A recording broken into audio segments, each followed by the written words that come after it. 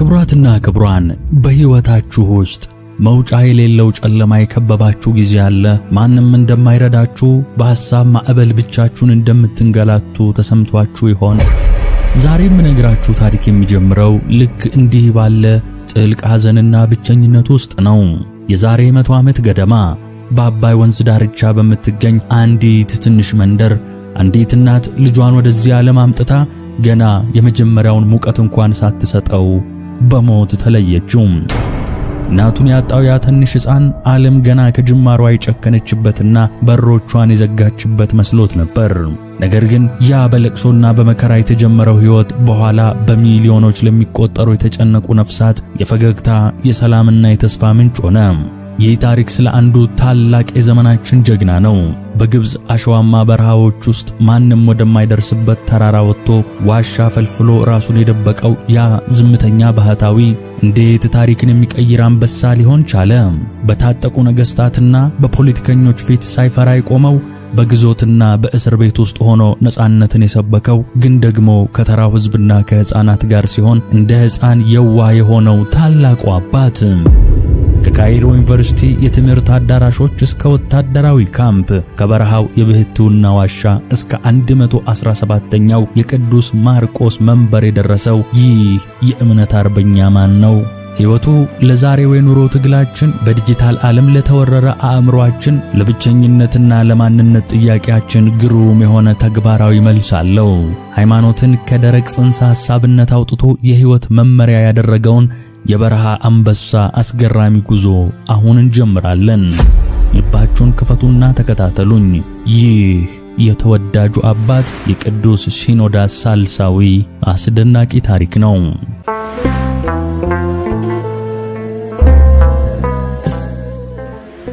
ክቡራትና ክቡራን ውድ የመባ ቲቪ ቤተሰቦች፣ ከልዑል እግዚአብሔር ድጋፍ ቀጥሎ መባ ቲቪ በእናንተ በተመልካቾቻችን ማበረታቻ በሰፊ አገልግሎት መንገድ ላይ ይገኛል። ነገር ግን ዛሬም 61 ከመቶ ተመልካቾቻችን ቻናላችንን ሰብስክራይብ በስመ አብ ወወልድ ወመንፈስ ቅዱስ አሐዱ አምላክ አሜን። በታሪክ ማህደር ውስጥ የማይደበዝዙ በዘመናት ሰሌዳ ላይ የማይፋቁ ጥቂት ስሞች አሉ። እነዚህ ስሞች የአንድን ሀገር ድንበር ተሻግረው የአንድን ትውልድ ዕድሜ አልፈው እንደ ዘላለማዊ የብርሃን ፋኖስ በሰው ልጆች ሕሊና ውስጥ ደምቀው ይኖራሉ። ዛሬ ታሪኩን የምንተርክለት ባለ ታሪክ እንዲህ አይነት ታላቅ ሰው ነው። እርሱ በበረሃው ዝምታና በከተማው ጫጫታ መካከል የተመላለሰ፣ በነገሥታት ፊት ያልተበገረ፣ በሕፃናት ፊት ግን እንደ የዋህ የሆነ ነው። የጥበብና የጽናት ተምሳሌት የቅዱስ ማርቆስ መንበር 117ኛው ፓትርያርክ ቅዱስ ሲኖዳስ ሳልሳዊ። ይህ ታሪክ የሚጀምረው ከዛሬ 100 ዓመታት በፊት በግብፅ ምድር በአባይ ወንዝ ዳርቻ በምትገኝ አንዲት ትንሽ መንደር ውስጥ ነው። የመንደሯ ስም ሰላም ይባላል። ይሁን እንጂ የዚህ ታላቅ ሰው ሕይወት ሲጀምር ያገኘው ነገር ከስሙ ተቃራኒ የሆነውን የመከራ ማዕበል ነበረ። በነሐሴ ወር 1915 እንደ አውሮፓውያን አቆጣጠር ደግሞ 1923 ናዚር ጋይድ ራፋኤል ወደዚህች ዓለም ሲመጣ ቤተሰቡ በታላቅ ደስታ ሊቀበለው በተዘጋጀበት ቅጽበት ሞት በበሩ አጠገብ ቆሞ ይጠብቅ ነበር። እናቱ ወይዘሮ ብርኪያ በወሊድ ምክንያት ሕይወታቸው አለፈ። ናዚር ገና የመጀመሪያውን የትንፋሽ አየር ወደ ሳምባው ሲያስገባ የመጀመሪያውን ሙቀት የምትሰጠውን የእናቱን እቅፍ አጣ። እናቱን ላጣው ለዚህ ሕፃን ዓለም ገና ከጅማሯ ጨካኝ መስላ ታየችው። ነገር ግን በዚህ መከራው ውስጥ የእግዚአብሔር እጅ ነበረች። እናቱን ያጣው ናዚር በታላቅ ወንድሙ በራፋኤል እቅፍ ውስጥ ወደቀ። ራፋኤል ለናዚር ወንድም ብቻ አልነበረም። እንደ እናት የሚንከባከብ፣ እንደ አባት የሚመራ፣ እንደ መምህር የሚያስተምር ጠባቂ ሆነለት። የሰላም መንደር አፈርና የአባይ ወንዝ ጠረን ለናዚር የመጀመሪያዎቹ መጻሕፍት ነበሩ። በዚያች ገጠራማ መንደር ውስጥ በጭቃ ቤቶችና በዘንባባ ዛፎች ጥላ ስር ናዚር ለወደፊቱ ታላቅ መሪነቱ የሚያስፈልገውን ጽናት መለማመድ ጀመረ። የናዚር የልጅነት ዘመን እንደማንኛውም ሕፃን በጨዋታ ብቻ የተሞላ አልነበረም። በእርሱ ውስጥ የሚነድ የታሪክና የእውቀት ረሃብ ነበረ።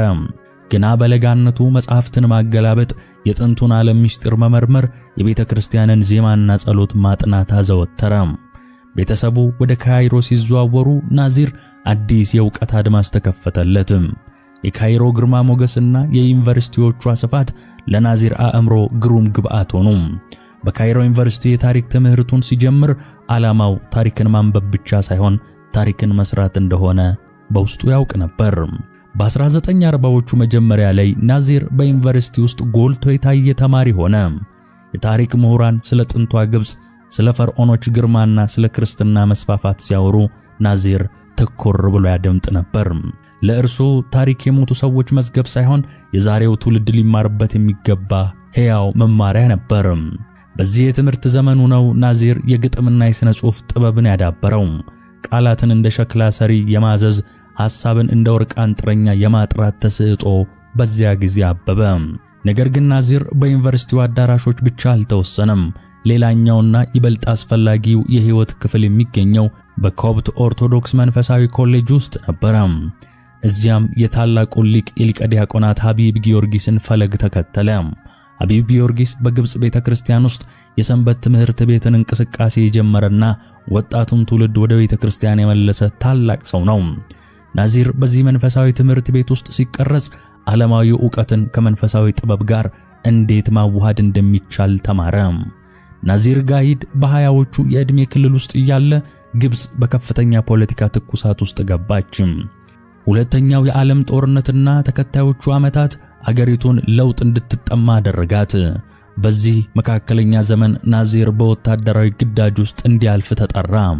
በግብጽ ጦር ሰራዊት ውስጥ እንደ መጠባበቂያ መኮንን ሆኖ ማገልገሉ ለናዚር ሌላ ትልቅ ትምህርት ቤት ሆነለት። በወታደራዊ ሰራዊት ውስጥ ያለው ስነ ስርዓት፣ ትዕዛዝን የማክበርና የመስጠት ጥበብ እንዲሁም በአስቸጋሪ ሁኔታዎች ውስጥ ተስፋን አለመቁረጥን ተለማመደ። ዛሬ በቤተ ክርስቲያን ታሪክ ውስጥ አንበሳው ተብሎ የሚታወቀው ያ የጽናት ባህሪው በእነዚያ የወታደራዊ ግዳጅ ቀናት ውስጥ ይበልጥ እንደተቀረጸ ጥርጥር የለውም። የወታደር ልብሱን አውልቆ የመጽሐፍት መደርደሪያዎቹን ሲያደራጅ ናዚር አንድ ጥያቄ በውስጡ ይመላለስ ነበር። ይህ ሁሉ ዕውቀት፣ ይህ ሁሉ የታሪክ ምርምርና ወታደራዊ ልምምድ ለማን ነው የሚልም። መልሱ ግልጽ ነበር፣ ለቤተ ክርስቲያንና ለተገፋው ትውልድ። ናዚር በሰንበት ትምህርት ቤቶች ውስጥ በንቃት መሳተፍ ጀመረ። ወጣቶቹን ሰብስቦ በሚያስተምርበት ጊዜ ድምፁ እንደ መለከት ይሰማል። የእርሱ ትምህርት ደረቅ ንድፈ ሐሳብ አልነበረም፣ ይልቁንም ሕይወት ያለው የሚዳሰስና የሚጨበጥ ነበር። በመጀመሪያው የሕይወቱ ምዕራፍ ናዚር ጋይድ ራፋኤል የእናት ፍቅርን ያጣ ሕፃን ቢሆንም የእግዚአብሔርን አባትነትና የቤተ ክርስቲያንን እናትነት በሚገባ ተረድቶ አደገ። በሰላም መንደር የተዘራው ያ የጥበብ ዘር በካይሮ ዩኒቨርሲቲ አዳራሾች ውስጥ ተኮትኩቶ በወታደራዊ ግዳጆች ውስጥ ጠንክሮ አሁን ለታላቅ ፍሬ በቅቷል። ናዚር የታሪክ ምሁር፣ ወታደር፣ ገጣሚና መምህር ለመሆን በቅቷል።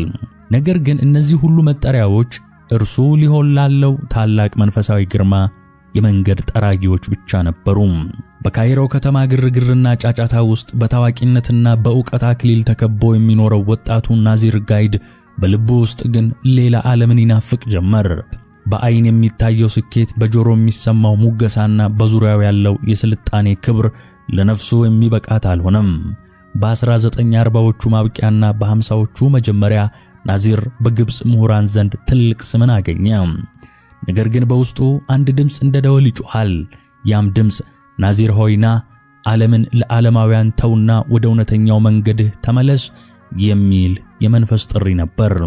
ሐምሌ 1946 ዓመተ ምህረት እንደ አውሮፓውያኑ አቆጣጠር ደግሞ 1954 ናዚር ለዓመታት ያካበተውን ንብረት፣ ዝናና ተስፋ የተጣለበትን ሥራውን ሁሉ እንደ አሮጌ ልብስ አውልቆ ጣለ። በካይሮ የሚገኙ ወዳጆቹና ተማሪዎቹ በታላቅ ግርምት ሲመለከቱት፣ እርሱ ግን ራሱን ወደ ምዕራብ ወደ ግብጽ በረሃዎች አዞረ። ይህ ጉዞ የአንድ ተራ ሰው ሽሽት አልነበረም። ይልቁንም የአንድ ታላቅ ነፍስ ወደ ጥልቅ ማንነቷ ያደረገችው የድል ጉዞ ነበር እንጂ። ናዚር ወደ ታዋቂው ሶሪያዊ ገዳም ሲገባ በታሪክ ተመራማሪነቱ ያነበባቸውን የጥንቶቹ የበረሃ አባቶች ሕይወት በዓይኑ ፊት በሕያውነት ይገለጡ ጀመር። ሐምሌ 18 ቀን 1954 ዓ.ም ናዚር ጋይድ የሚለው ስም ለዘለዓለሙ ተቀበረ። በምትኩም አባ አንጦኒዮስ አልሶሪያኒ የሚል አዲስ ማንነት ተወለደ። ጥቁር ልብሰ ምንኩስናውን ሲለብስ የራስ ቆቡን ሲደፋ ወደ ቀደመው የሰላም መንደር ፍሬነቱ ተመለሰ። ገዳሙ ለናዚር የመጀመሪያው የትምህርት ቤት ክፍል ቢሆንም የእርሱ ጥማት ግን በገዳሙ ግድግዳዎች ውስጥ የሚገኝ አልነበረም። እርሱ የሚፈልገው ከብቸኛው ጋር ብቻውን መሆንን ነበር። በዚህ ምክንያት በገዳሙ ውስጥ ለ2 ዓመታት ካገለገለ በኋላ በ1956 ዓመተ ምህረት አባ አንጦኒዮስ እጅግ አስቸጋሪ ወደ ሆነው የብሕትውና ሕይወት ለመሸጋገር ወሰኑ። ከገዳሙ 7 ማይል ያህል ርቆ ወደሚገኘውና ሰው ድርሽ ወደማይልበት የበረሃ ተራራ ወጡ። እዚያም በገዛ እጃቸው በድንጋያማው ተራራ ላይ ዋሻ መቆፈር ጀመሩ። ያ ዋሻ የጸሎት ቤት ብቻ አልነበረም፣ የዓለምን ክፋትና ጫጫታ መከላከያ ምሽግ እንጂ። በዚያች ጠባብ ዋሻ ውስጥ ለ6 ዓመታት የሚቆይ ታላቅ መንፈሳዊ ተጋድሎ ተጀመረ። የበረሃው ፀሐይ በዋሻው አፋፍ ላይ ሲያርፍ አባ አንጦኒዮስ በውስጥ ግን ሌላ ብርሃንን ይመለከታሉ። ምግባቸው ጥቂት ደረቅ ቂጣና ውሃ፣ ልብሳቸውም ያው ጥቁር ካባ ነበር። በዚያ ዝምታ ውስጥ አባ አንጦኒዮስ የሰው ልጅ ድምፅ አይሰሙም። የሚሰሙት የነፋሱን ሽውታ፣ የአሸዋውን ትንፋሽና በልባቸው ውስጥ የሚሰማውን የእግዚአብሔር ሹክሹክታ ብቻ ነበር። አባ አንጦኒዮስ በዋሻው ውስጥ የነበራቸው ብቸኛ ባዶነት አልነበረም፣ ይልቁንም ሙላት ነበር እንጂ። እኛ ዛሬ በሰው መካከል ሆነን ብቸኝነት የሚሰማን ልባችን ባዶ ስለሆነ ነው። አባ አንጦኒዮስ ግን በበረሃው ጫጫታ ውስጥ ሆነው መላውን ዓለም በጸሎት ያቅፉ ነበር። ዓይኖቼን ጨፈንኩ የሚለውን ዝነኛ ግጥማቸውን የጻፉት በዚህ ዋሻው ውስጥ በነበሩበት ወቅት ነው። ዓይኖቼን ጨፈንኩ ዓለምን እንዳልመለከት፣ በውስጤ ግን ሌላ ዓለም አየሁ የሚሉት ስንኞች የብሕትውናቸውን ጣዕም ገልጸውታል። ወዳጆቹና የሀገሩ ምዕመናን እንደሚጠሩት ከዚህ በኋላ አባ አንጦኒዮስን አንተ እያልን መጥራታችንን እንቀጥል። በእነዚያ 6 ዓመታት ውስጥ አባ አንጦኒዮስ በዝምታ ውስጥ የሚገኘውን ኃይል ተማረ። ዝምታ ማለት ንግግር ማቆም ብቻ ሳይሆን ነፍስ የእግዚአብሔርን ድምፅ ለመስማት የምታደርገው ጥልቅ ዝግጅት መሆኑን በተግባር አሳየ። ዋሻው የሕይወት ዩኒቨርሲቲ ሆነ። እዚያ ውስጥ መንፈሳዊ ግጥሞችን ጻፈ። ጥንታዊ የቤተ ክርስቲያን መጻሕፍትን በሻማ ብርሃን መረመረ። ከሁሉ በላይ ደግሞ ራሱን ድል የማድረግን ጥበብ ተለማመደ። ይህ የብሕትውና ዘመን ለወደፊቱ ፓትርያርክነቱ የመንፈስ ብረት የታጠቀበት እቶን ነበር። በነገሥታት ፊት ሳይንቀጠቀጥ ለመቆም የሚያስችለውን ድፍረት ያገኘው በበረሃው ተኩላዎችና በሰይጣናት ፈተናዎች መካከል በጸሎት ካሳለፈው ጊዜ ነው። ለወጣቱ ትውልድ የሚነግረው ታላቅ ምስጢር ቢኖር ከራስህ ጋር ሰላም ካልፈጠርክ ከዓለም ጋር ሰላም ሊኖርህ አይችልም የሚል ነው። አባ አንጦኒዮስ በዋሻው ውስጥ ራሱን አገኘ። ራሱን ሲያገኝ ደግሞ ፈጣሪውን አገኘ። ነገር ግን ይህ የዝምታ ቆይታ ለዘላለም እንዲቀጥል አልፈቀደም። በግብጽ ቤተክርስቲያን ላይ የመጣ ያለው ማዕበልና የአስተምህሮ መሸርሸር ይህንን የበረሃ አንበሳ ወደ ከተማው ይጠራው ጀመር። በ1962 ዓመተ ምህረት በወቅቱ የነበሩት ቅዱስ ፓትርያርክ ቄርሎስ ስድስተኛ የአባ አንጦኒዮስን ዕውቀትና መንፈሳዊነት በመረዳት ከዋሻ ወጥቶ ቤተክርስቲያንን እንዲያገለግል ጥሪ ያቀረቡለት። አባ አንጦኒዮስ ለዋሻው ዝምታና ለበረሃው ሰላም ቢሳሳም የቤተክርስቲያን ጥሪ ግን እጅግ ጥብቅ መሆኑን ያውቅ ነበር።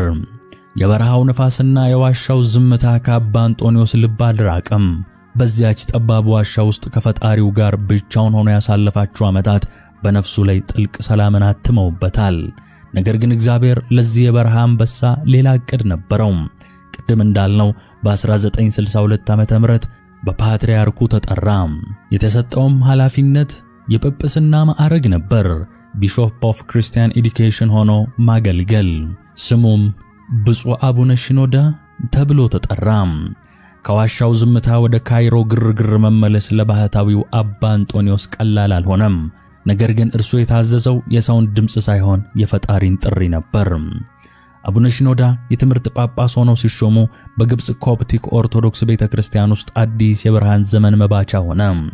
ለዘመናት በልማዳዊ አሰራርና በደረቅ ትምህርት ተወስኖ የነበረውን የመንፈሳዊ ትምህርት ሥርዓት በመሰረቱ ለመለወጥ ተነሱ። ናዚር ጋይዲ ያሉ በካይሮ ዩኒቨርሲቲ የቀሰሙት የታሪክ ዕውቀትና በበረሃው ዋሻ ያገኙት መንፈሳዊ ዕውቀት ተዋህደው ታላቅ አብዮት ፈጠሩ። የመጀመሪያው ትኩረታቸው የመንፈሳዊ ኮሌጆች ላይ ነበር። አቡነ ሽኖዳ ትምህርት ማለት የመጻሕፍት ቃላትን በቃል ማጥናት ሳይሆን የታሪክን፣ የሥነ መለኮትንና የዘመኑን ተጨባጭ ሁኔታ ማዛመድ መሆኑን ያምኑ ነበር። በመሆኑም በመንፈሳዊ ኮሌጅ ውስጥ ዘመናዊ የማስተማር ዘዴዎችን አስተዋወቁ። ተማሪዎች ጥንታዊ የአባቶችን መጻሕፍት በኦሪጂናል ቋንቋቸው እንዲመራመሩ፣ የታሪክን ፍሰት እንዲረዱና በዘመናዊው ዓለም ለሚነሱ ጥያቄዎች መንፈሳዊ ምላሽ እንዲሰጡ አደረጉ። ይህ ለውጥ በተለይ ወጣቱን ትውልድ ማረከ። ይሁን እንጂ የአቡነ ሽኖዳ ትልቁ አሻራ የጀመረው በቅዱስ ማርቆስ ካቴድራል ውስጥ ነበር። በየሳምንቱ አርብ በኋላም ወደ ሮብ የተዘዋወረው የሚሰጡት ሳምንታዊ ትምህርት በግብጽ ታሪክ ውስጥ ታይቶ የማይታወቅ ክስተት ሆነ። በሺዎች የሚቆጠሩ ሰዎች ክርስቲያኖች ብቻ ሳይሆኑ ሙስሊሞችም ጭምር ከካይሮና ከአካባቢዋ እየመጡ ካቴድራሉን ይሞሉት ጀመር። ይህ ጉባኤ የአቡነ ሽኖዳ ጉባኤ ተብሎ ይታወቃል። በዚያ ጉባኤ ላይ ፓትርያርኩ ከፊታቸው የሚቀመጡትን በሺዎች የሚቆጠሩ በወረቀት ላይ የተጻፉ ጥያቄዎችን ይይዛሉ። አቡነ ሽኖዳ እነዚህን ጥያቄዎች የሚመልሱበት መንገድ እጅግ አስደናቂ ነበር። ጥልቅ የሆነውን የሥነ መለኮት ምስጢር፣ እንደ ተራራ የሚከብደውን የአባቶችን ትምህርት በሰው አእምሮ በቀላል ሊገባ በሚችል ቋንቋ ያወርዱታል። የምስራች ተሸካሚ የተባሉትም ስለዚህ ነው። ለሰዎች የሚሰጡት ትምህርት ተስፋ የሚያስቆርጥ ሳይሆን ተስፋን የሚሰጥ ነበር። በዚያ ዘመን ለነበሩትና ዛሬም ለሚኖሩት ወጣቶች አቡነ ሽኖዳ ትልቁ መሳሪያቸው ፈገግታና ጥበብ ነበር። የእሳቸው ጉባኤ በሳቅና በደስታ የተሞላ ነው። ከባባድ ጥያቄዎችን በታላቅ የቃላት ጨዋታና በቀልድ በማዋዛት የሰዎችን ልብ ይከፍታሉ። ለምሳሌ አንድ ጊዜ አንድ ሰው ክርስቲያን ሆኜ እንዴት በዓለም ውስጥ በደስታ መኖር እችላለሁ ብሎ ሲጠይቃቸው ፓትርያርኩ በፈገግታ ደስታ ማለት በውጭ ያለ ነገር ሳይሆን በውስጥ ያለ ሰላም ነው። ፊታችሁ በቁጣ የጠቆረ ክርስቲያኖች ለሃይማኖታችሁ መጥፎ ማስታወቂያዎች ናችሁ ብለው መለሱ። አቡነ ሽኖዳ የዘመኑ ሰው ያስበው የነበረውን ሃይማኖትን ከገዳማዊነትና ከባህታዊነት ቆብ ጋር ብቻ የተያያዘውን ሐሳብ በከተማ ለሚኖረው ወጣት፣ በሥራው ለሚሰቃየው ሰራተኛና በኑሮ ለደከመው ሕዝብ የሚሆን የሕይወት መመሪያ ማድረግ ቻሉ። የእሳቸው የትምህርት ስልት የሕይወት ትምህርት ይባላል። ስለ ጸሎት ሲያስተምሩ እንዴት ባለ መኪና ውስጥ ሆነው መጸለይ እንደሚቻል ይናገራሉ። ስለ ፍቅር ሲያስተምሩ በባልና ሚስት መካከል ስላለው ጥቃቅን ግጭት ሳይቀር ይናገራሉ።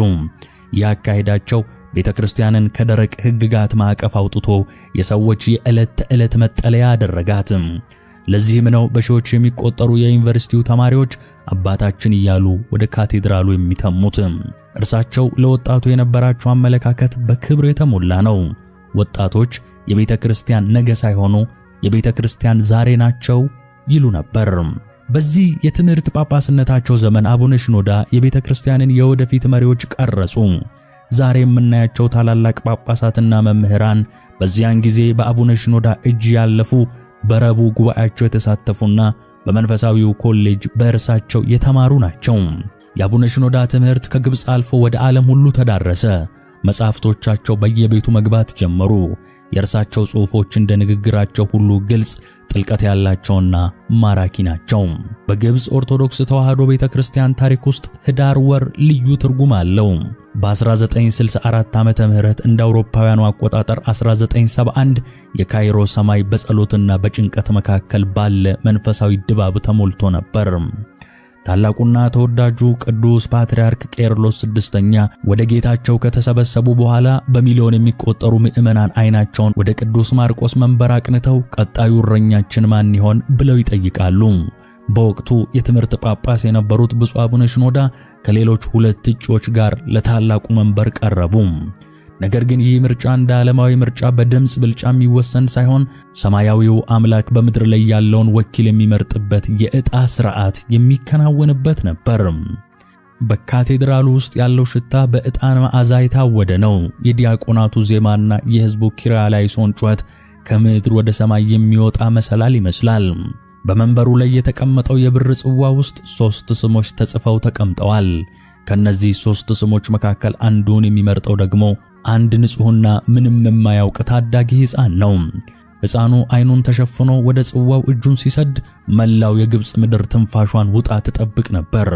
ያ ሕፃን አውጥቶ የዘረጋው ወረቀት ላይ አቡነ ሽኖዳ የሚል ስም ተጽፏል። ይህ አጋጣሚ ብቻ አልነበረም። ይህ በበረሃው ዋሻው ውስጥ ለ6 ዓመታት በዝምታ የጸለየው መነኩሴ አሁን በሚሊዮኖች ፊት ታሪክ እንዲሰራ በመለኮታዊ ፍቃድ መመረጡን የሚያበስር ታላቅ ክስተት ነበር። ህዳር 14 ቀን 1971 ዓመተ ምህረት አቡነ ሽኖዳ የቅዱስ ማርቆስ መንበር 117ኛው ፓትርያርክ ሆነው ሲሾሙ በራሳቸውም ላይ የጫኑት አክሊል ከወርቅና ከከበሩ ድንጋዮች ይልቅ የ2000 ዓመታት የታሪክን ሸክም የያዘ ነበር። ቅዱስ ሲኖዳ ሳልሳዊ የሚለውን ስም ይዘው መንበሩን ሲረከቡ ግብጽና ቤተክርስቲያኗ በታላቅ የለውጥ ማዕበል ውስጥ ነበሩ። በወቅቱ ግብጽ በፖለቲካዊ ውጥረት ውስጥ ከመሆኗም በላይ ብዙ የተማሩና ባለሙያ የሆኑ የኮፕት ክርስቲያኖች አገራቸውን እየለቀቁ ወደ ምዕራቡ ዓለም የሚሰደዱበት ወቅት ነበር። አዲሱ ፓትርያርክ ገና ከመጀመሪያው ቀን ጀምሮ የተረዱት አንድ እውነት አለ። በጎቼ ከእቅፌ ወጥተው ወደ ዓለም እየተበተኑ ነው፣ እኔ ደግሞ እረኛቸው እንደመሆኔ መጠን ተከትያቸው መሄድ አለብኝ ብለው ወስነዋል። ይህ ራዕይ ነው የዓለም አቀፉ መርከብ ዘ ግሎባል አርክ መሰረት የሆነው። ቅዱስ ሲኖዳ ሳልሳዊ ቤተክርስቲያንን ከግብጽ ጠባብ ድንበሮች አውጥተው ወደ 5ቱ አህጉራት ለማስፋፋት ቆርጠው ተነሱ። በወቅቱ በውጭ ሀገር የሚኖሩት ኮፕቶች ቁጥር ጥቂትና የተበተኑ ነበሩ። ብዙዎቹ ማንነታቸውንና ሃይማኖታቸውን በባዕድ ሀገር ባህል ውስጥ እየጣሉ ነበር። ፓትርያርኩ ግን አንተ ግብጽን ብትተዋትም ግብጽ ግን በአንተ ውስጥ ትኖራለች የሚለውን መርህ ይዘው መጓዛቸውን ጀመሩ። በ1970ዎቹና 80ዎቹ ውስጥ ቅዱስ ሲኖዳ ተጓዡ ፓትርያርክ ሆኑ። ወደ አሜሪካ፣ ካናዳ፣ አውስትራሊያና አውሮፓ በማቅናት የመጀመሪያዎቹን አብያተ ክርስቲያናት በእጃቸው ተከሉ። ይህ ጉዟቸው ግን የህንጻ ግንባታ ብቻ አልነበረም፣ የትውልድ ግንባታም እንጂ። ለእያንዳንዱ አህጉር ልዩ ጳጳሳትን ሾሙ።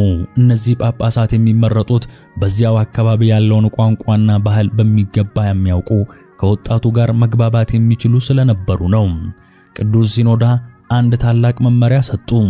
ሥርዓተ ቅዳሴው በጥንታዊው የኮፕትና የግሪክ ቋንቋ ይቆይ፣ ትምህርቱና ንባቡ ግን በዚያው ሀገር ቋንቋ ይሁን አሉ። ይህ ታላቅ እርምጃ ነው። በእንግሊዘኛ፣ በፈረንሳይኛና በጀርመንኛ የሚሰጡ ትምህርቶች በስደት ያለውን ወጣት ወደ ቤተክርስቲያን መለሱት።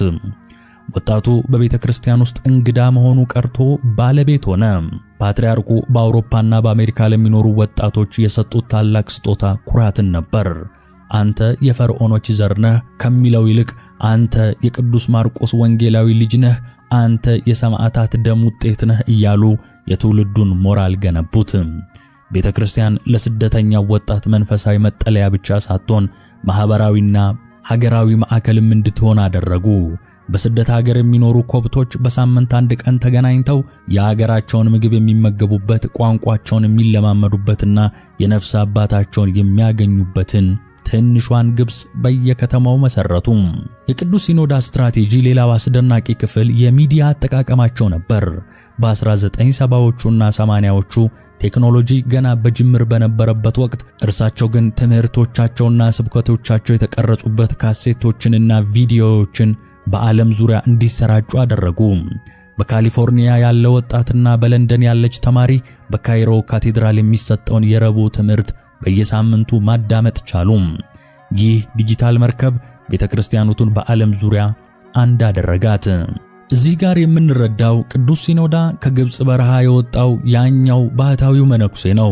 ልዩነቱ ግን አሁን የሚጸልዩት ለራሳቸው ብቻ ሳይሆን በዓለም ዙሪያ ለተበተኑት በሚሊዮኖች ለሚቆጠሩት ልጆቻቸው መሆኑ ነው። እርሳቸው ያሳዩት ታላቅ ጥበብ ስርን ሳይለቁ ቅርንጫፍን ማስፋፋት የሚለው ነው። የቤተክርስቲያኑ ስር በግብጽ አሸዋና በአባይ ወንዝ ዳርቻ ቢሆንም ቅርንጫፎቿ ግን እስከ ኒውዮርክ፣ ሲድኒና ፓሪስ ተዘርግቷል። ይህ የዓለም አቀፉ መርከብ ጉዞ ግን ያለ ፈተና አልተጓዘም። ቤተክርስቲያኒቱ በውጭ ሀገር ስትስፋፋ፣ በግብጽ ውስጥ ደግሞ የፖለቲካው ፀሐይ እየሞቀ መጣ። ፓትርያርኩ በዓለም ዙሪያ ለሚኖሩ ልጆቻቸው የነጻነትና የማንነት መሪ ቢሆኑም በገዛ ሀገራቸው ግን ከባድ ማዕበል ይጠብቃቸው ጀመር። የፕሬዝዳንት ሳዳት መንግስት የፓትርያርኩን ተአማኒነትና የህዝብ ፍቅር በስጋት መመልከት ጀመረ። መርከቧ በዓለም አቀፍ ውቅያኖስ ላይ በሰላም ስትቀዝፍ፣ በግብጽ ምድር ግን ታላቁ አውሎ ነፋስ ሊነሳ ተቃርቧል። የዓለም አቀፉ መርከብ በውቅያኖሶች ላይ በሰላም ሲቀዝፍ፣ የቅዱስ ማርቆስ ወንጌል በምዕራቡ ዓለም አድማስ ላይ በድምቀት ሲያበራ፣ በግብጽ ምድር ግን ሌላ አይነት አውሎ ነፋስ ጀመረ።